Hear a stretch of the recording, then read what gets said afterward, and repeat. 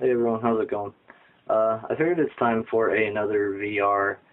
This one is Paranormal Tag by kaykaywitch. Yeah, kaykaywitch, yeah, that's it. Question 1.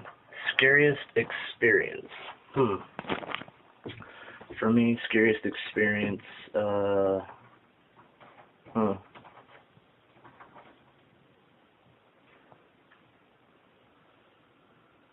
My scariest experience. Oh, that's really actually kind of a tough one. I can't really think of my scariest experience. I can think of, stuff like my worst experience or what have you. But,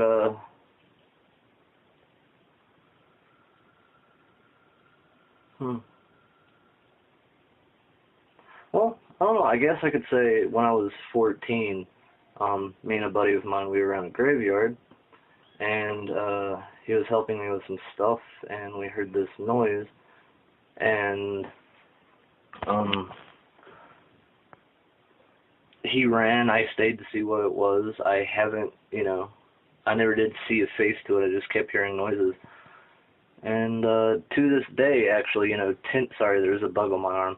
To this day, that it's like 10 years later. I actually did a video about this. I'll post a link to it in the spirit box below. Yeah, you like that. It's spirit box now. But 10 years later, I still hear the noise every so often. And so I don't know if you'd call that paranormal or just some kind of animal. Question number 2. Hold on, I have to get my nook started again. Question number 2. Ever experience anything other than a ghost? And I can honestly say yes. I was over at a friend's house, and actually no, there's several occasions that I've experienced things other than a ghost. I'll just name a few. I was over at a friend's house, and I was doing an EVP session and taking some photos and things like that. I've actually got quite a few scratches. I've still got the photos on my laptop if I can ever get my laptop to stay on long enough. I believe it was a demonic force. It just didn't feel welcoming. Also, one night I went on a walk, and like halfway down the path, after walking off my road, and then I turned right, start walking down the rest of the road, there was this shadowy shape. I want to say it was a wolf or maybe a coyote, I'm not really sure. At least the shadow of one. And it was sitting and it was staring at me, and it had glowing red eyes. And something told me just to turn back, I started to walk closer to it, but the closer I got, the worse the vibe felt, and the energy, even, in the woods, I was like, well, you know what, I really should turn back, and so I did. After that, I've actually had a couple dreams about it, so I'm not really sure what it was or why I had those dreams, and, let me see, ever experienced anything other than a ghost? There's that, there's the other. There's actually been several occasions, but that's just to name a few. Question number 3. How old were you when you had your first experience? I want to say I was 5, almost 6. I was in elementary school, kindergarten, and it was just right after my grandpa's dad passed away, so my great-grandpa. I was in the kitchen/living room area in the house, and I happened to look up above the sink and the refrigerator. There was this white mist, and it wasn't hot, it wasn't, some kind of, it didn't have anything to do with heat, the weather, yada, yada, yada. Anyways, it was just kind of circling, whatever, in up in the air, and then it kind of just dissipated or evaporated or whatever. I don't know if it was just because I wanted it to be something else or not, but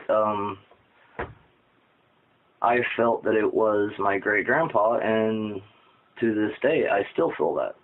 Don't ask me why. It's just how I feel about it.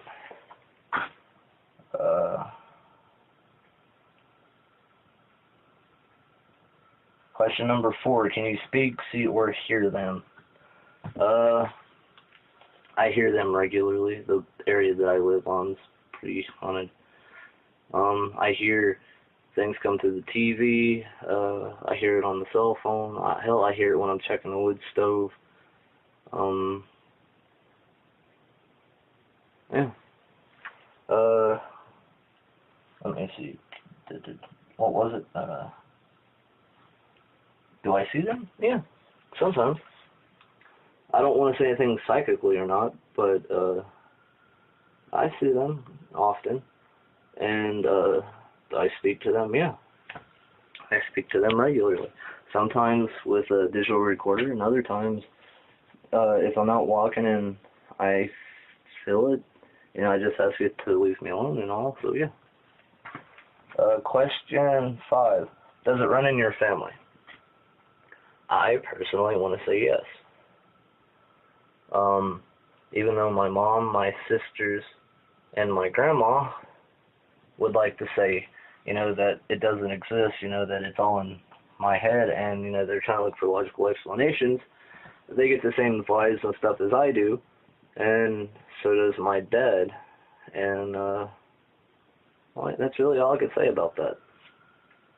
Oh, also, just a side note, I guess this kind of goes with scariest experience, so we're kind of backing up a little bit. One night I was laying in bed trying to go to sleep. I wasn't tired or anything, so I was, trying to force myself, tossing and turning and everything.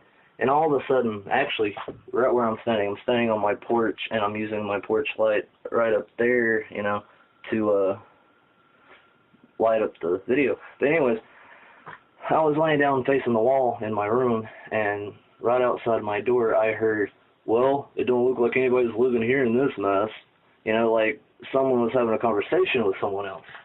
So, like, my heart stopped because I wasn't expecting it. I grabbed a flashlight. I ran out here. I looked around, and I said, hello? Hello, is anybody there?